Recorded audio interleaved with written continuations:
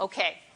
Now, we looked at emission, but it is also possible for there to be absorption between these allowed states of a hydrogen atom. That is, we can have a hydrogen atom here in a low energy state, the initial state, E sub I, and if there is a photon around whose energy matches the energy difference between these two states, well, then that photon can be absorbed by the hydrogen atom.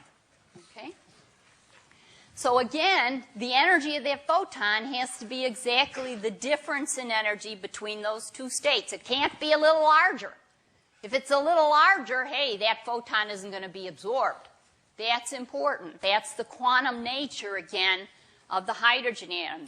There are specific energies that are allowed and nothing in between. And then from knowing the energy of the photon, you can get that frequency. And then, in the case of absorption, the frequencies of the radiation that can be absorbed by a hydrogen atom are given by this expression. This expression differs from the frequencies for emission only in that I've reversed these two terms. This is 1 over n sub I squared. This is 1 over n sub f squared.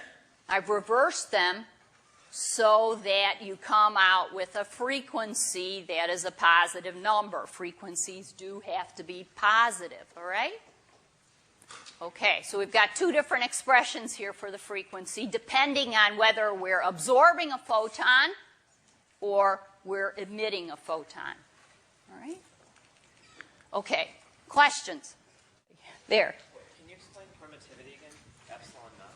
Epsilon naught is a conversion factor for electrostatic units.